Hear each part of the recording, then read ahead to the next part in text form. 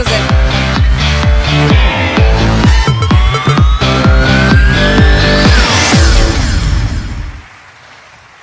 Venez vous installer à côté de moi. Jacques Attali.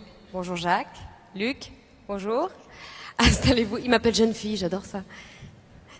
Bon, messieurs, vous avez compris votre mission. Faire en sorte que nous comprenions un peu mieux le monde dans lequel nous vivons et qui est relativement agité, secoué. Alors, on a beaucoup parlé de crise. Jacques, on en est où de cette crise? C'est derrière nous, on est à mi-chemin, c'est encore devant nous. D'abord, je voudrais m'excuser auprès de vous, mais depuis le début de mon engagement à venir ici, j'avais toujours dit que je devrais partir à 16 heures. Et vous partirez à 16 heures. Je ne peux pas faire autrement, mais je m'en excuse auprès de l'audience.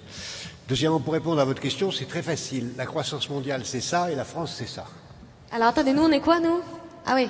La croissance mondiale, c'est ça, c'est-à-dire c'est quelque chose qui va et vient et qui est plutôt extrêmement incertain. Je ne crois absolument pas que nous soyons sortis de la crise actuelle. D'ailleurs, ce qui se passe aux États-Unis le montre bien. En fait, nous avons poussé devant nous la crise de 2007, qui était profondément liée à ce que vous connaissez très bien dans votre métier, c'est-à-dire la tyrannie du court terme qui oblige le système financier et le système industriel à rendre des comptes de façon beaucoup trop rapide pour véritablement penser à long terme, et qui a créé une incertitude extrême qu'on a compensée non pas en réglant les problèmes de fond, mais en retardant les problèmes, en les repoussant par la dette privée, puis par la dette publique. Et aujourd'hui, nous sommes dans un niveau de dette publique mondiale extrême, et comme la dette publique augmente, le déficit est plus élevé que la croissance, le ratio entre dette publique et dette et PIB ne va qu'augmenter, et donc nous sommes dans une situation extrêmement instable, qui fait que s'il y a un prochain accident, qui peut venir le 17 octobre, si les États-Unis n'arrivent pas à régler leurs problèmes de plafond, ou de tout autre accident qui viendra d'une prise de conscience de ce que rien n'est réglé, nous n'avons plus le joker ni de la baisse des taux d'intérêt, qui sont à zéro, ni de l'augmentation des déficits, qui sont maximales, et ni de la possibilité d'émettre de la monnaie de la Banque centrale, qui elle aussi est à son plafond. Donc nous avons devant nous, et c'est pour ça que la France ressemble à ça, une situation d'extrême incertitude, où on a l'impression d'avancer, mais on avance dans un univers extrêmement instable. Et pourtant, tant à l'échelle mondiale qu'à l'échelle française,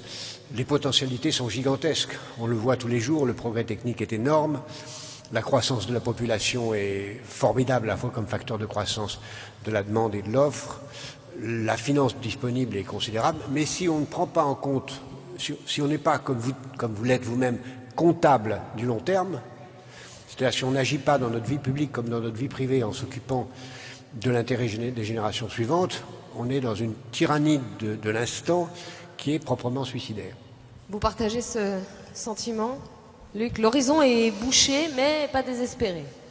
Non, il n'est pas désespéré, mais je crois qu'on sous-estime le fait que nous avons vécu dans les 40 dernières années, dans la vieille Europe et singulièrement en France, un véritable effondrement des deux grands principes de sens qui permettaient de mobiliser en politique.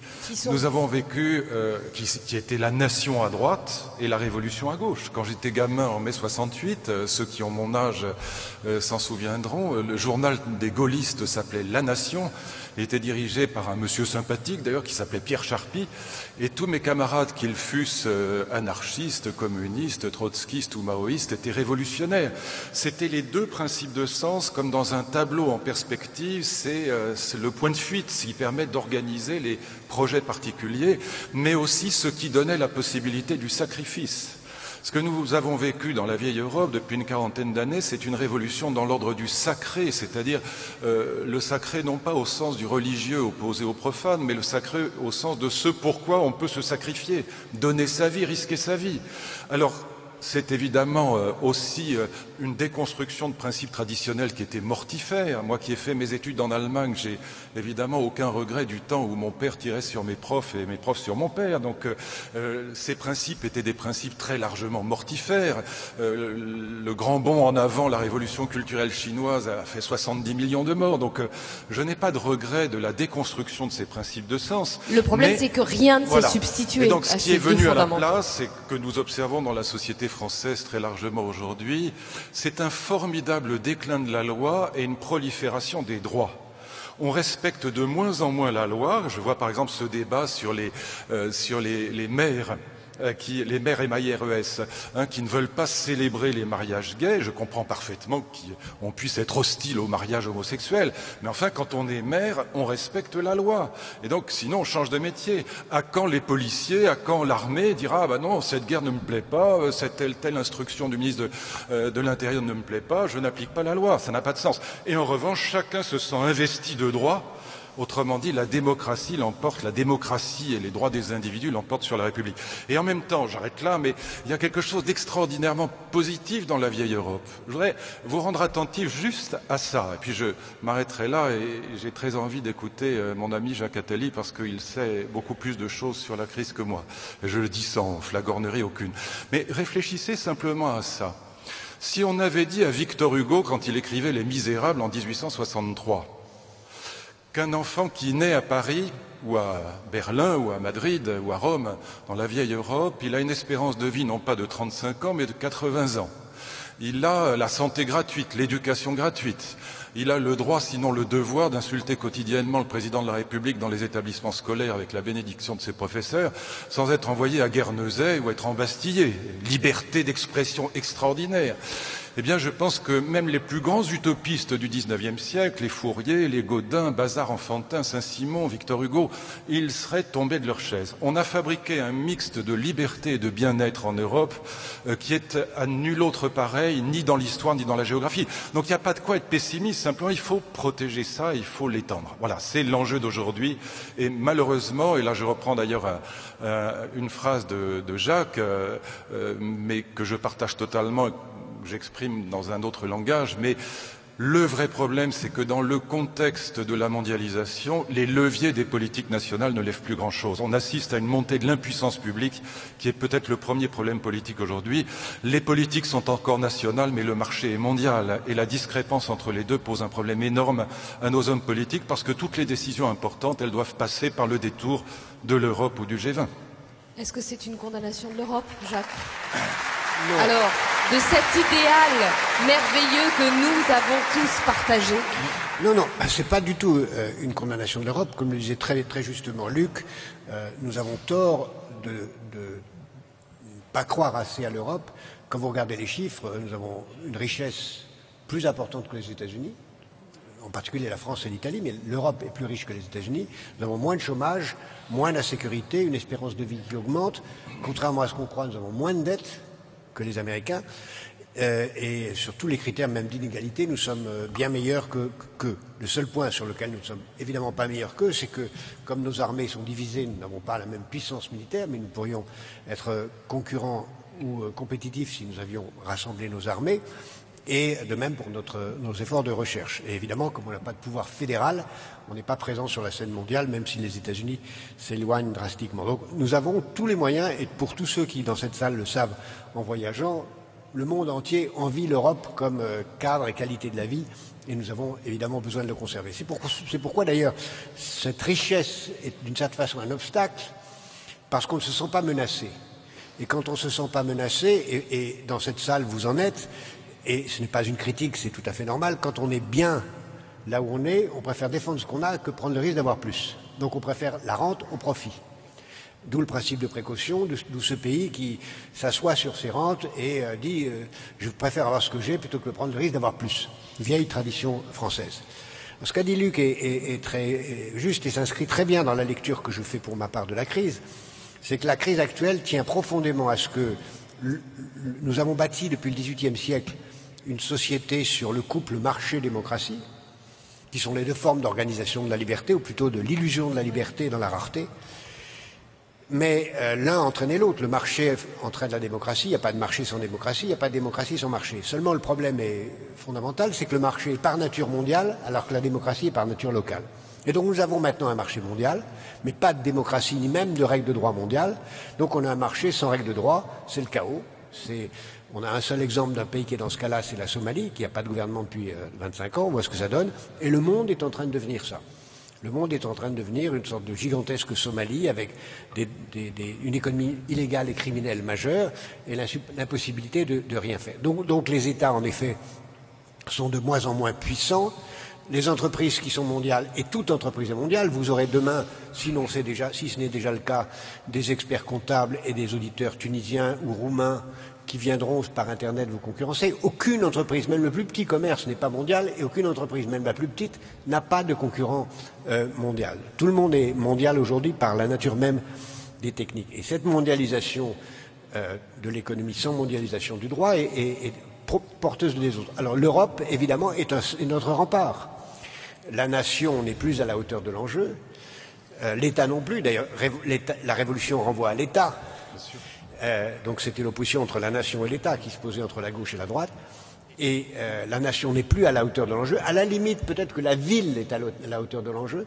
La ville est un cadre correct. Mais sinon, il nous faut construire à l'échelle de l'Europe une nation de la même taille que nos grands concurrents. Mais en gros, on est des enfants très heureux, mais qui n'avons plus de parents.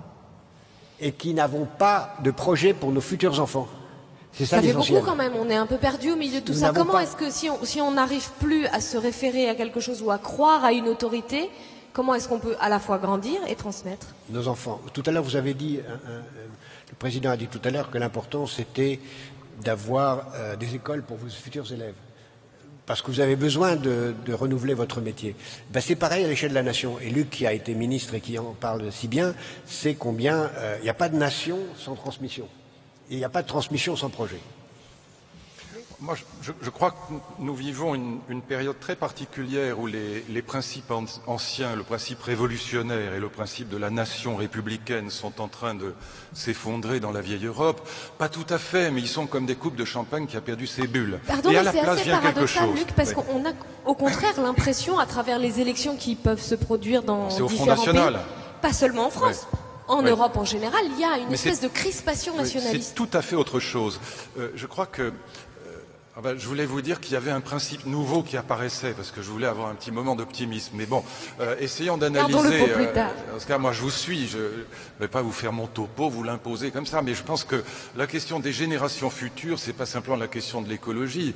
C'est la question de savoir quel monde nous allons laisser à nos enfants. C'est-à-dire aux seuls êtres que nous aimons suffisamment pour être capables à la fois de remettre du long terme dans une société qui est bouffée par le court terme et aussi du sacrifice dans une société individualiste. C'est pas simplement la question de l'écologie, c'est la question de la dette publique, c'est la question du choc des civilisations, c'est la question de l'avenir de la protection sociale dans le cadre de la mondialisation. Mais revenons à ce phénomène, en effet, très frappant. Il y en a deux qui sont très importants. Il faut revenir à ce que Tocqueville, pardon, c'est pas par cuistrerie, mais c'est parce que c'est vraiment génial, appelait les passions démocratiques. Et il y en a deux qui sont très puissantes. Il y a la peur et il y a la colère. La peur, ça suscite le principe de précaution. Nous avons peur de tout. Nous avons peur du sexe, de l'alcool, du tabac, de la vitesse, des côtes de bœuf, des volailles, des nanotechnologies, des micro-ondes, de la Turquie, du réchauffement climatique, de Claude Allègre et de mille choses encore. Principe de précaution. Des Roms aussi, on a peur des Roms aussi. Mon ami Jacques Attali a proposé de supprimer de la Constitution. On l'a inscrit malheureusement dans la Constitution quand j'étais ministre. J'en étais consterné, désespéré, mais c'est la première fois de ma vie que j'ai eu un patron et je ne pouvais pas m'y opposer. Et puis il y a une deuxième, Depuis, vous y avez renoncé. Hein. Il y a une deuxième passion très puissante. Et là, je vous demande de faire attention à ça parce qu'on s'y trompe. Depuis que le Front National occupe une place dans le paysage politique français, j'entends toujours dire, notamment à gauche, que le fonds de commerce, si je puis dire, du Front National, c'est la peur. C'est une grave erreur. C'est une très grave erreur. Le fonds de commerce du Front National n'a rien à voir avec la peur. D'ailleurs, si vous regardez un peu le comportement de Jean-Marie Le Pen ou de Marine Le Pen, c'est pas spécialement des gens qui sont caractérisés par la peur. Ils ont plutôt du courage, de l'audace. On peut même détester ça. Mais en tout cas, c'est tout sauf des peureux. Non, le fonds de commerce du Front National, c'est la colère. Ça n'a rien à voir. C'est pas la même chose. Et donc, c'est pas même le nationalisme. Je crois pas du tout à ce retour de la nation. Je pense simplement qu'il y a un certain nombre d'exaspérations, il y a un certain nombre de colères majeures qui sont liées d'ailleurs à des phénomènes d'insécurité, au fait qu'on a sous-estimé l'état de nos banlieues pendant des années. Moi, je le vois, je l'ai vu comme ministre de l'Éducation nationale. On a quand même 15% de nos établissements scolaires qui sont vraiment dans les choux, qui sont dans un état absolument apocalyptique. Et franchement, je me souviens de mon collègue Francis Maire, qui était vous connaissez, un personnage comme ça, un peu colérique, même pas un peu, très autoritaire. Bon, et je me souviens qu'il y avait une grève des profs de philo qui voulaient pas corriger le bac. Il avait eu l'heureuse idée de me suggérer d'envoyer la gendarmerie pour corriger le bac. Je suis pas sûr que c'était la meilleure idée, mais enfin, c'était tout à fait dans sa forme de pensée, et je me souviens que ça m'avait un peu exaspéré. Je lui avais dit, pour rigoler, mais comme ça, je lui avais dit, mais tu sais, Francis, si jamais je te mettais dans une classe de 4e pré-professionnelle un peu délicate, je te garantis que tu ressors en tutu dans le quart d'heure. Et c'était vrai. Voilà. Et donc on a, vous voyez, ce phénomène-là qui a exaspéré les gens, et il ne faut pas sous-estimer le fait que l'origine du Front National et de sa prospérité, c'est bien sûr la crise, tout ça est vrai, mais c'est d'abord et avant tout un sentiment de colère qui monte en puissance. C'est pas la peur, c'est vraiment la colère. Alors s'il n'y a plus la nation, s'il n'y a pas non plus totalement la peur, mais qu'il y a juste ce sentiment de désespérance, à quoi eux, nous, vous, nous pouvons nous accrocher pour faire en sorte que cette économie devienne positive et qu'on sorte enfin de cette espèce de sensation de c'est foutu quoi, on est tous foutus, on va tous mourir. Ce qui, cela dit, n'est pas faux. Hein. Non, on remarque, c'est assez vrai, oui. Au bout de 40 ans de philo, je peux confirmer. Au bout de 40 ans de vie, moi aussi. Je pense qu'il y a beaucoup de choses auxquelles on peut se raccrocher, évidemment, et j'en donnerai 3. La première, c'est ce dont on parle depuis tout à l'heure, c'est les générations suivantes. Il y a une phrase de Marx, je veux dire l'autre, Groucho, qui dit je ne vois pas pourquoi je m'intéresserai aux générations suivantes, je ne vois pas ce qu'elles ont fait pour moi. Et c'est une phrase à la fois ravageuse, qui m'a fait beaucoup réfléchir, et qui, quand on y réfléchit, est totalement fausse. Ah ben surtout maintenant. Elle est totalement fausse parce que, pour résoudre à cela, et c'est le mathématicien qui parle, il faut raisonner par l'absurde et dire, bon, supposons qu'à partir de maintenant, il n'y a plus de génération suivante. C'est-à-dire, la seconde présente, plus personne ne naît sur la planète. Ça commencerait par être ennuyeux, et puis à un certain moment, il n'y aurait plus besoin d'instituteurs, plus besoin de profs, puis il n'y aurait plus personne pour aller travailler, et puis progressivement, le monde serait réduit à tous ceux qui sont dans cette salle et les autres, et il n'y aurait plus personne pour travailler pour nous, personne pour payer les retraites, et tous ceux qui seront là sont en train de se battre jusqu'au dernier pour savoir qui va éteindre la lumière juste avant de mourir. Donc c'est un monde de cauchemar. Donc nous avons besoin des générations suivantes, pas seulement de nos enfants. Et les générations suivantes, ayant besoin des générations suivantes, c'est infini. Donc, il faut prendre conscience qu'on a besoin des générations suivantes. La deuxième chose dont on a besoin, c'est l'Europe, parce que nous avons un modèle de vie tellement extraordinaire qui mélange la liberté et le bien-être, qui est extraordinaire. Extraordinaire. Comparez-le à n'importe quel projet de société au monde, il n'y a pas de meilleur. Et avec une qualité de vie, un climat, une position géographique, enfin, c'est un paradis sur Terre comparé où que ce soit d'autre. Donc nous avons ce projet de protéger et de faire que l'Europe reste la première puissance du monde. Et puis nous avons un troisième projet, je crois, qu'on oublie trop et qui est, à mon avis, fondamental pour nous. C'est la France. Plus exactement, la langue française. Parce que, à cause du fait que le XXIe siècle, c'est un siècle où la population du monde va passer de 7 milliards à 9 milliards, mais que sur les 2 milliards de plus, il y a 1 milliard en Afrique, et que le XXIe siècle, c'est pas du tout le siècle de l'Asie, c'est le siècle de l'Afrique, le français est la seule langue du monde dont le nombre de locuteurs va au moins tripler. Nous allons passer de 220 millions à 700 millions, et la francophonie est un acteur mondial immense. Et moi, je rêve que, à côté du projet d'Union européenne, nous ayons le projet d'Union francophone, qui soit aussi intégré politiquement que l'Union européenne, et qui donnerait à la France un rôle majeur à l'histoire du monde, dans l'histoire du monde, un rôle qui, je crois, peut être enthousiasmant et que les nouvelles technologies rendent extraordinairement enthousiasmant, puisque vous aurez des concurrents tunisiens qui parlent français ou roumains, mais vous avez un potentiel, vous aussi, d'aller faire vos métiers dans d'autres pays qui sont, je crois, enthousiasmants pour des générations. Alors après, il y a une limite à ça, ce sont les footballeurs qui ne parleront toujours pas français, en revanche. Hein. Oui, mais les footballeurs travaillent avec leurs pieds, à ma connaissance. Ouais, c'est pas faux. Luc, la France, les enfants et la langue française. Et l'Europe. Vous êtes d'accord avec ces trois chances qui s'offrent à nous? Je signe évidemment des deux mains et même des deux pieds. J'ajouterai simplement une chose, mais c'est pour aller dans le même sens. Plutôt deux choses. La première, c'est que je crois que nous sous-estimons le potentiel de fraternité qui existe dans la société française. Je vous confirme qu'on a du mal à s'en rendre compte. Eh bien, on se trompe. considérablement. Là encore, il faut regarder l'histoire. On ne peut pas simplement rester dans le temps court pour comprendre les sociétés modernes. Il faut regarder l'histoire. Lisez Dickens et Victor Hugo, vous verrez ce que c'est qu'une société vraiment individualiste et dure. Puis remontez au XVIIIe siècle, souvenez-vous, le Chevalier de la Barde, Voltaire, ses engagements, le malheureux jeune homme à 20 ans, 19 ans, on lui arrache la langue vivant parce qu'il a rigolé sur le passage d'un cortège religieux. Et puis remontez au Borgia, puisqu'on voit cette série en ce moment, elle est historiquement assez formidable série sur une formidable chaîne. Remontez à la magnifique série qui s'appelle Rome, et vous verrez que tous les siècles antérieurs ont été absolument abominables et que ce qu'on appelle aujourd'hui une société dure est en vérité, je parle de la vieille Europe, une société extraordinairement douce par rapport aux autres. Et ce qui s'est passé à Madagascar hier ou à Lampedusa avant-hier n'est pas mieux. Voilà. Et donc cette vieille Europe, c'est pas simplement le continent de la démocratie ou des droits de l'homme, bien qu'elle le soit aussi, c'est-à-dire de la liberté malgré tout, d'une fraternité qui est celle de l'État-providence, mais c'est aussi le continent dans lequel, alors ça va vous paraître bizarre que je parle de ça, mais je pense que c'est un rapport direct avec la question du projet politique et pas simplement personnel, c'est l'invention de la famille moderne, c'est le passage du mariage arrangé au mariage choisi par les jeunes gens, par amour et pour l'épanouissement de l'amour. Et donc c'est la civilisation de l'autonomie. Vous savez, le vieux Kant, qui était quand même le plus grand philosophe du XVIIIe siècle, avait écrit un petit texte qui s'appelait « Qu'est-ce que les Lumières ?» en 1784, et il disait « Les Lumières, c'est la civilisation européenne, c'est la sortie de l'enfance, c'est la sortie de la minorité, c'est la seule civilisation dans l'histoire du monde où vous et moi, nous sommes traités comme des adultes et pas comme des enfants. C'est aussi bien la fin de la théocratie dans l'art et la culture. La peinture hollandaise du XVIIe siècle est la première peinture dans l'histoire de l'humanité à représenter des scènes humaines, des scènes de la vie quotidienne et plus des scènes de l'Évangile, de la Bible ou de la mythologie grecque.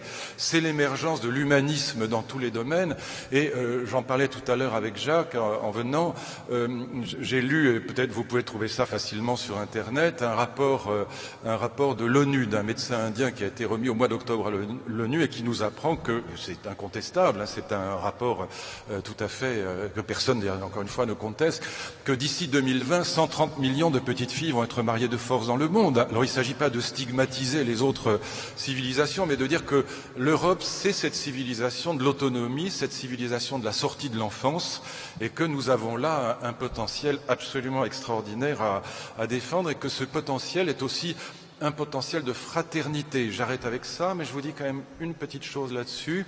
Il y a dans la vieille Europe deux fraternités. Il y a la fraternité de la carte vitale, la carte verte que vous avez sûrement dans votre sac à main et moi dans mon portefeuille. C'est très important, j'y tiens beaucoup. C'est une forme de solidarité qui est très importante. Mais quand vous avez un vrai pépin, un cancer, une perte d'emploi, votre femme ou votre mari qui vous quitte, ou que vous prenez un râteau par un biais ou par un autre, eh bien, vous vous retrouvez dans une autre fraternité qui est en général celle de la famille au sens large, c'est-à-dire les frères et sœurs, les amis, les parents si on en a encore, les enfants. Et donc on est là dans une autre fraternité qui est charnelle, qui est affective et qui n'a pu se développer dans la vieille Europe que grâce à l'invention du mariage librement choisi, par opposition au mariage traditionnel imposé par les villages et pas simplement par les parents comme on le croit, mais ce que nous ont montré là-dessus les grands historiens du Moyen-Âge est tout à fait passionnant. Et donc je pense qu'aujourd'hui, j'arrête avec ça, pardon, mais je le dis, je ne voudrais pas choquer ni faire de la politique politicienne, mais j'ai vraiment détesté la campagne de 2012. Je l'ai détesté parce que, voilà, j'ai trouvé que l'idée qu'avait le conseiller du président Sarkozy, Buisson pour ne pas le nommer, qui était que parler au peuple, il disait toujours il ne faut pas parler à droite ou à gauche, il faut parler au peuple. Parler au peuple, c'était forcément s'adresser à des mauvais sentiments. Le racisme, la viande halal, toutes ces âneries, la frontière, bon, et l'identité nationale. C'est pas que je sois contre, c'est pas ça, mais je trouve que c'est idiot et qu'on peut très bien aussi s'adresser, jouer quand on est en politique sur des passions qui sont positives. C'est bien ça, non? Ah oui, ça mérite. Il est 15h42, vous avez un train à prendre. Jacques, je voudrais qu'on termine rapidement avec vous sur l'économie positive, puisque le président de la République vous a commandé un rapport à ce sujet et que c'est donc possible de mettre économie et positif. Je vois encore 18 minutes ensemble, donc ça va. Ça suffira. Sauf si vous n'avez plus besoin de moi. Oui, le président nous a demandé un rapport, et je l'ai fait avec tout un groupe de gens, sur l'économie positive. C'est tout simplement ce dont je parlais tout à l'heure, c'est-à-dire l'économie est positive dans la mesure où elle s'intéresse aux générations suivantes, où elle est comptable de l'intérêt des générations suivantes. Et on peut regrouper là à la fois les ONG, idéalement tous ceux qui s'occupent d'éducation, tous ceux qui s'occupent au principe des partis politiques, qui ne devraient pas s'intéresser à la carrière des hommes politiques, mais à l'intérêt à long terme du pays, les entreprises qui s'intéressent au long terme. Et on s'est rendu compte, nous avons rassemblé au Havre pour cela 4000 personnes, et c'était absolument passionnant, donc je sais que plusieurs d'entre vous y étaient. Et nous avons fait un rapport avec des gens du monde entier qui a montré premièrement que la cause de la crise actuelle, c'est justement le caractère trop court terme des décisions, en particulier de la tyrannie du court terme des banques et du système financier qui l'a entraîné à chercher des profits à court terme de façon excessive et donc à déclencher la crise, et que la meilleure façon de sortir de la crise, non pas comme on le fait maintenant de façon provisoire bricolant, plus exactement en transformant tous les hommes politiques et tous les banquiers centraux en Madoff. Ce sont des Madoff qui ne sont pas en prison, c'est la seule différence avec Madoff. Admirable. Mais en vraiment se concentrant sur le long terme. Et ça exige toute une série de réformes. Nous avons par exemple proposé la réforme de la définition de l'entreprise. Vous connaissez mieux que moi les articles du Code civil, 1386 si je me souviens, qui définit l'entreprise curieusement simplement comme une association d'apporteurs de capitaux. La définition de l'entreprise ne tient pas compte ni des travailleurs, ni des consommateurs, ni de l'environnement, ni de personne. Alors qu'évidemment l'entreprise c'est bien au-delà que des apporteurs de capitaux. Pour favoriser la détention à long terme des titres, pour favoriser l'épargne à long terme, pour favoriser l'investissement de long terme, parce que je crois très profondément que cette exigence de long terme va s'imposer. Et que nous avons aujourd'hui une grande responsabilité, qui est de résoudre la question très difficile, à la fois philosophique, technique et politique, c'est la démocratie sera-t-elle compatible avec le long terme? Or, je crois que la tendance dans laquelle nous sommes, qui est que la démocratie, comme le marché, sont de plus en plus des instruments de pur court terme, où on raisonne en fonction des sondages ou du cours de bourse, la démocratie va être attaquée parce qu'elle n'aura pas été capable de voir le problème qui est là de l'évolution climatique, le problème qui est là de la dette, le problème qui est là de la précarité de tout qui est en train de s'installer, qui rend une situation extrêmement instable. Et on va voir monter, on voit déjà monter, une demande de long terme non démocratique. C'est-à-dire qu'entre le long terme et la démocratie, on choisira le long terme. On le voit dans trois façons. On le voit dans le religieux, le fondamentalisme, qu'il soit chrétien, juif, musulman, ce qu'on voudra, ou hindouiste, et Dieu sait qu'il y en a aussi là. On le verra monter dans l'écologisme, qui à un moment dira, écoutez, vous nous avez fait berner avec la démocratie, les enjeux sont trop graves, et on le verra monter par le totalitarisme ethnique. On a tout essayé, la démocratie ça marche pas, essayons autre chose. Il ne faut pas oublier que le premier gouvernement keynésien qui a appliqué les techniques de Keynes, c'était celui de Mussolini. Que le deuxième, c'était celui de Staline.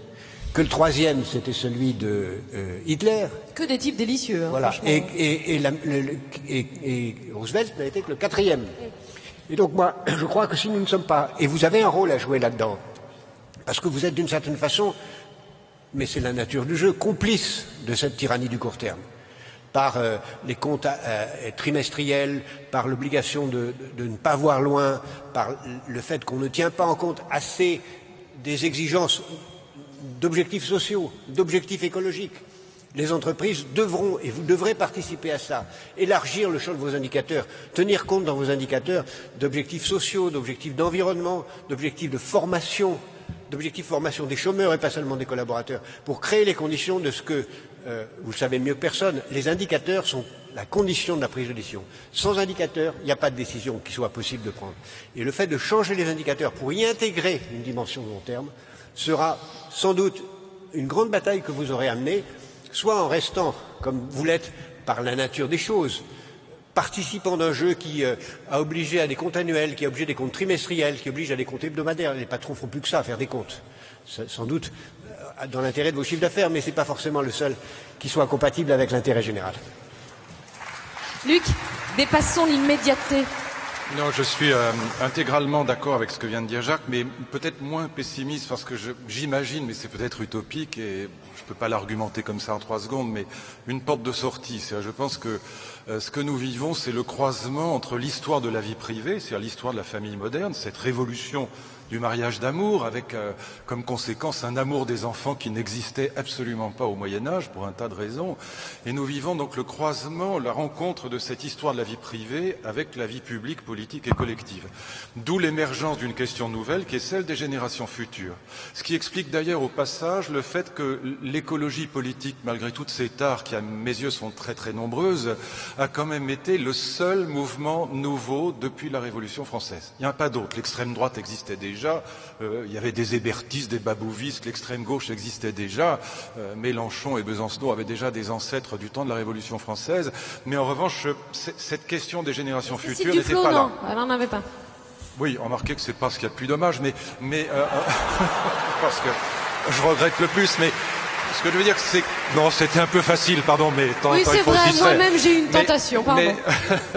Mais attends, mon camarade est à gauche et moi un peu moins que lui, mais voilà, mais bon, je pouvais pas la laisser passer quand même celle-là. C'est trop facile. C'est trop facile. C'est trop facile. Oui, mais et injuste. Je suis pas sûr que ce soit injuste, mais alors c'est un autre débat. Faut qu'il y ait quelques désaccords entre nous quand même. Mais je ferme la parenthèse. C'était une plaisanterie, mais je pense que cette question des générations futures, elle est venue encore une fois paradoxalement de l'histoire de la vie privée et qu'elle n'est pas réservée, comme je vous le disais tout à l'heure, à l'écologie. Elle est la question encore une fois de la dette, de la protection sociale, du choc des civilisations, etc. Et donc c'est toutes les grandes questions politiques qui vont se regrouper sous cette problématique qui remet du long terme dans une société, et là que Jacques a totalement raison, qui est bouffée par le court terme. Maintenant, pour parler comme dans les hôpitaux psychiatriques, si j'étais président de la République, la première chose à laquelle je m'attaquerais, il y a deux choses auxquelles je m'attaquerais vraiment. Tu veux dire si j'étais parlementaire? Il y en a dans la salle des parlementaires, ils savent à quel point... Beaucoup se disent si j'étais président de la République. Alors, quelquefois, ils se disent même si j'étais ministre, mais on va pas les... Mais...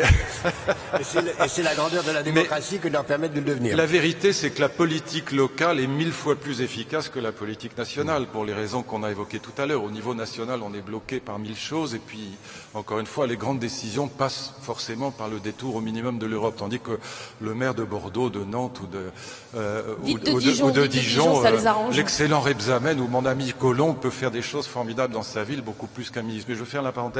Non, je trouve qu'à l'affaire de la formation professionnelle, c'est un véritable scandale. Voilà, c'est une véritable honte. Je trouve que c'est vraiment à pleurer, quoi. Donc je vois que le gouvernement s'attaque au sujet. Je pense que c'est un projet qui est probablement mort-né, hélas, vu les personnes qui vont essayer de le régler. Et quelle est l'idée? Écoutez, il faut dire les choses comme elles sont.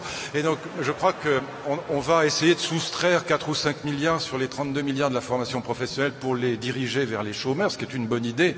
Mais enfin, c'est tout de même pas au niveau du problème. C'est évidemment le bon cap. C'est scandaleux que cette formation professionnelle soit si mal fichue et qu'elle ne profite pas à ceux à qui elle doit profiter. Et puis le deuxième sujet, c'est quand même la question de l'investissement et de l'innovation. Moi, je suis très schumpeterien. Je pense que la croissance keynésienne, elle a atteint probablement, en tout cas dans beaucoup de domaines, ses limites. Mais Schumpeter a encore des choses à nous dire. Et c'est vrai que, le crédit impôt recherche, ça marche pas si bien qu'on l'aurait voulu. C'était une bonne idée sur le papier, mais ça marche pas aussi bien qu'on l'aurait voulu.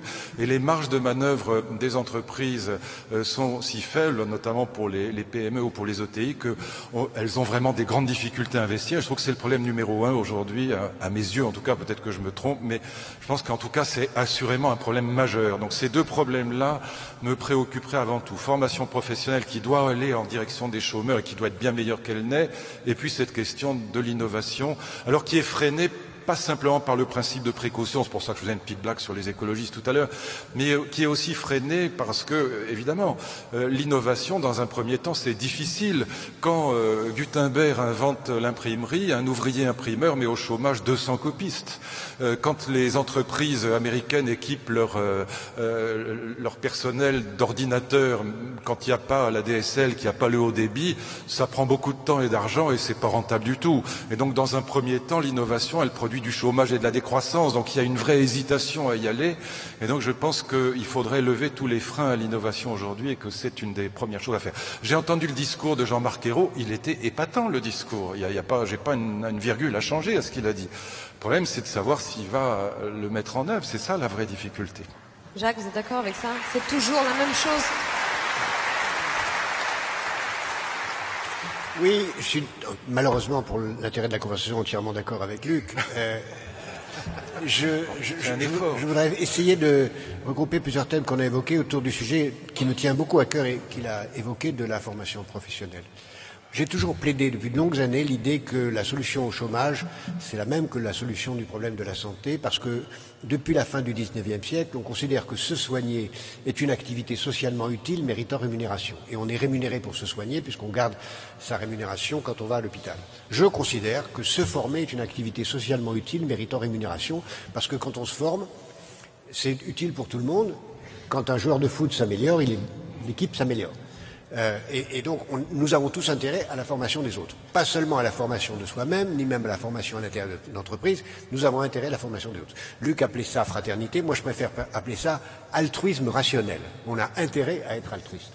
Et l'enjeu de la formation professionnelle, c'est pour ça que c'est important d'insister là-dessus aujourd'hui, parce que c'est en ce moment que ça se discute, ou que ça va commencer à se discuter, c'est évidemment celui-là. En effet, il y a 32 milliards qui sont concernés par ça. En effet, je suis d'accord avec Luc, je l'ai encore écrit cette semaine dans mon éditorial de l'Express, en effet, la négociation va aller nulle part, parce qu'on a confié la négociation aux deux groupes qui n'ont pas intérêt à ce qu'elle réussisse, puisque ce sont deux groupes qui sont assis sur le magot, les syndicats patronaux et les syndicats ouvriers. Ils gardent l'argent, ils sont contents de le partager, et quand on leur demande de se mettre d'accord entre eux pour le donner à d'autres, on sait ce qu'elle sera le résultat. Et souvent, ils le détournent. On l'a vu dans un excellent reportage de mes confrères sur France 2 qui s'appelle Cache Investigation.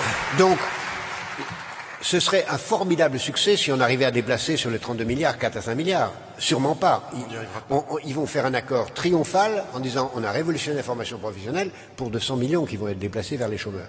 Alors qu'il faut tout remettre à plat et il faudrait que l'État, et je le dis assez haut et fort et même parfois à voix basse, qu'il faut que l'État se mêle de cette négociation, n'accepte pas un accord qui puisse être fait entre partenaires sociaux pour vraiment faire en sorte que l'argent de la formation professionnelle aille aux chômeurs, qui sont à la fois ceux qui ont le plus besoin de formation pour revenir vers le monde de l'emploi, et parce que c'est la seule façon de résoudre le problème du chômage, et parce que c'est la façon qui a marché en Autriche, aux Pays-Bas, en Danemark, en Suède, et qu'on a un moyen formidable d'avancer dans la civilisation en considérant que la formation est quelque chose d'utile au monde, et renoncer à cette folie vers laquelle on va aujourd'hui, c'est de faire payer les étudiants pour aller en fac, qui serait une recul de notre civilisation extraordinaire. C'est bien aussi ça, hein, le tri des étudiants. Le tirage au sort. Alors nous allons terminer sur une note d'optimisme. Luc, la philosophie, ça sert aussi à ça, à ne pas être désespéré. Non, moi, je suis absolument convaincu qu'il faut remettre, pardon d'employer un gros mot philosophique de jargon, mais il faut remettre de la transcendance dans le monde politique, il faut sortir du court-termisme qui est la véritable catastrophe aujourd'hui, et là je reprends tout à fait ce que disait Jacques tout à l'heure, mais je pense que c'est possible. C'est-à-dire, je ne pense pas que ce soit forcément au prix de la démocratie que ça se fasse. Il y a en effet un discours, d'ailleurs pas idiot, de la part des écologistes aujourd'hui qui disent mais comme la démocratie n'est pas capable de prendre des décisions de long terme, suspendons la démocratie et faisons des conseils d'experts qui seront plus forts que le peuple. Bon, on a assez discuté, agissons, etc. Bon, je ne crois pas à ça. Je pense qu'il est possible de remettre de la transcendance dans le champ politique, avec notamment cette question des générations futures, si on l'enracine dans quelque chose de charnel et d'affectif. C'est pour ça que je parle de fraternité, même si ça fait un peu naïf, mais j'y crois beaucoup, parce que je pense que nous ne sommes pas prêts à faire des sacrifices pour faire plaisir à Bercy, mais si on comprend que si nous ne les faisons pas, nous allons, nous les adultes, laisser à nos enfants un monde qui sera plus dur, plus égoïste, moins vivable, plus violent que le monde que nous avons connu, alors oui, nous serons prêts à faire des sacrifices. Il y a deux conditions pour faire du sacrifice et pour avoir du long terme. Il faut qu'il y ait du sens, et je pense que ce sens, il est dans la jeunesse et dans l'Europe comme espace de civilisation. C'est les deux.